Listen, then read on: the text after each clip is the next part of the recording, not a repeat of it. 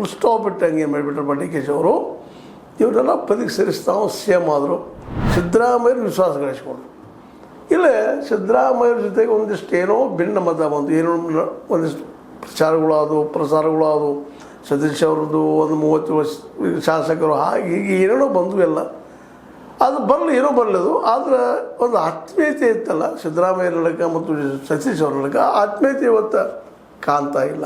ಯಾಕೆ ಅಂತೇಳಿ ಮತ್ತು ಇದು ಅಹಿಂದ ಮೂವ್ಮೆಂಟ್ ಇಲ್ಲ ನಿಂತದ ಅನ್ನೋ ಪ್ರಶ್ನೆಗಳು ಸಹಿತ ಅವ್ರ ವಿರೋಧಿಗಳು ಎತ್ತಿ ಆಡ್ತಾ ಇದ್ದಾರೆ. ಸ್ವತಂತ್ರವಾದ ಮೀಡಿಯಾಗೆ ಬೇಕಾಗಿರುವುದು ಸ್ವತಂತ್ರ ಧ್ವನಿ. ಆ ಸ್ವತಂತ್ರ ಧ್ವನಿ ಉಳಿಸಲು ನೀವು ಮಾಡಬೇಕಾದದ್ದು ಇಷ್ಟೇ. ಅದೇನಪ್ಪಾ ಅಂತಂತಂದ್ರೆ ನಿಮ್ಮ ಕೈಲಾದಷ್ಟು ಸಹಾಯ ಈ ಚಾನಲ್ಗೆ ಮಾಡಿ ಹಾಗೂ ನಿಮ್ಮ ಧ್ವನಿಯನ್ನು ಕಾಪಾಡಿಕೊಳ್ಳಿ. ಯಾಕೆಂತಂದ್ರೆ ಈ ಅಹಿಂದ ಮೂಲಕನ ಇಬ್ಬರು ಸಿದ್ದರಾಮಯ್ಯನವರು ಜೊತೆಗೆ ಎಚ್ ಸಿ ಮಹದೇವಪ್ಪನವರು, ಇವರು ರಾಜಣ್ಣವರು ಒಂದು ಹೊಸದಾದಂಥ ಒಂದು ರಾಜಕೀಯ ವ್ಯವಸ್ಥೆ ಮಾಡಿಕೊಡ್ತಾ ಇದ್ರು.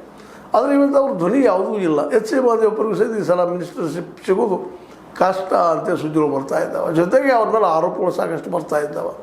ಹೀಗಾಗಿ ಒಂದು ಶಕ್ತಿ ಇತ್ತಲ್ಲ, ಒಂದು ಎಚ್ ಸಿ ಮಹದೇವಪ್ಪ, ಸಿದ್ದರಾಮಯ್ಯನವರು, ಅವ್ರ ಜೊತೆಗೆ ಸತೀಶ್ ಅವರು, ಅವ್ರ ಜೊತೆ ಪರಮೇಶ್ವರು ಅವ್ರ ಜೊತೆ ಕುಳಿತುಕೊಳ್ತಾ ಇದ್ದರು, ರಾಜಣ್ಣವರು, ಇವರೆಲ್ಲ ಕುಡ್ಕೊಂಡಾಗ ಒಂದಿಷ್ಟು ಶಕ್ತಿ ಅನ್ನಿಸ್ತಾ ಇತ್ತು. ಆದರೆ ಇವತ್ತು ಯಾಕೋ ಯಾರೂ ಒಬ್ಬರು ಸಮೀಪ ಒಬ್ಬರು ಬರ್ತಾ ಇಲ್ಲ. ಆದಷ್ಟು ಡಿ ಕೆ ಸಿ ಎಮ್ ಆದಮೇಲಂತೂ ಇವ್ರ ಮಧ್ಯದ ಒಂದು ಏನು ಅನ್ಯೋನ್ಯತೆ ಇತ್ತಲ್ಲ ಅದು ಇವತ್ತು ಹೊರಗೆ ಬರ್ತಾ ಇಲ್ಲ, ಕಾಣ್ತಾ ಇಲ್ಲ.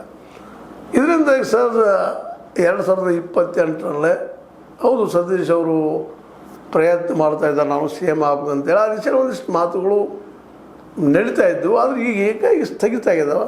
ಕಾರಣ ಇಷ್ಟ, ಇವತ್ತು ಸಿ ಎಮ್ ಡಿ ಕೆ ಶಿ ಅವರಾಗಿದ್ದಾರೆ. ಓಪನ್ನಾಗಿ ಮೊದಲು ಮಾತಾಡಿದಷ್ಟ ಇವತ್ತು ನಮ್ಮ ಸತೀಶ್ ಅವರು ಮಾತಾಡ್ತಾ ಇಲ್ಲ. ಇಲ್ಲ ಅವ್ರಂತ ನಾನು 2022 ಆಗ್ಬೋದು ಅನ್ನುವಾಗ ಅದ್ರ ಮೊದಲು ಏನು ತೀವ್ರತೆ ಇತ್ತು ಅದು ಕಡಿಮೆ ಆಗಿದೆ.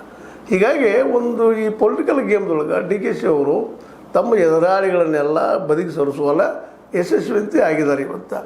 ಇನ್ನು 2022 ಕಾಂಗ್ರೆಸ್ ಬರ್ತದೋ ಇಲ್ಲೋ ಸೆಕೆಂಡರಿ ಅದು. ಬಟ್ ತಮ್ಮ ಎದುರಾಳಿಗಳನ್ನ ಬದಿಗೆ ಸರಿಸಿ ತಾವು ಸಿ ಎಮ್ ಆಗುವಲ್ಲೇ, ಮತ್ತು ಸಿ ಎಮ್ ಆಗಿ ಚೀರಾಡಿ ತಂತರ ಬಂದು ಬಿಡ್ತಲ್ಲ. ಇನ್ನು ಹಿರಿಯ ನಾಯಕರೇನಿದ್ದಾರೆ ಅವರು ಸಹಿತ 2022 ಬರೋದ್ರೊಳಗೆ ಒಬ್ಬರಾಗಿ ವಯಸ್ಸಾಗಿದ್ದ ಕಾರಣಕ್ಕೆ ಬದಿಗೆ ಸರಿದು ಹೋಗೋದ್ರಿಂದ ನಿಜವಾದ ಕಾಂಪಿಟೇಷನ್ ಇರಬೇಕಾಗಿದ್ದು ಕಾಂಗ್ರೆಸ್ ಒಳಗೆ D K she versus Satish ಅವರು. ಆದರೆ ಇವತ್ತು ನೋಡಿದ್ರೆ ಸತೀಶ್ ಅವರು ಎಷ್ಟು ಮಟ್ಟಿಗಿನ್ನ 2022 ಒಂದು ದಿಶೆಯಲ್ಲಿ ಒಂದು ಏನಪ್ಪ ಅಂತಂದ್ರೆ ಅಧಿಕಾರ ಸಮೀಪ ಹೋಗ್ಲಿಕ್ಕೆ ಸಾಧ್ಯತೆ ಅನ್ನೋದು ಅವ್ರು ಸ್ವತಃ ಅವ್ರ ಜೊತೆಗಾರ ಸಹಿತ ಪ್ರಶ್ನೆ ಮಾಡುವಂಗಾಗಿದೆ. ಯಾಕಂದ್ರೆ ಆಟೋಮೆಟಿಕ್ಕಾಗಿ ಸುತ್ತಮುತ್ತಲಿನೆಲ್ಲ ಶಾಸಕರಾಗಿರ್ಬೋದು, ಬೆಳಗಾವಿ ಜಿಲ್ಲೆಯಲ್ಲಿ ಹೆಚ್ಚು ಕಡಿಮೆ ಈ ಒಂದು ಮೇಲ್ಜಾತಿಯ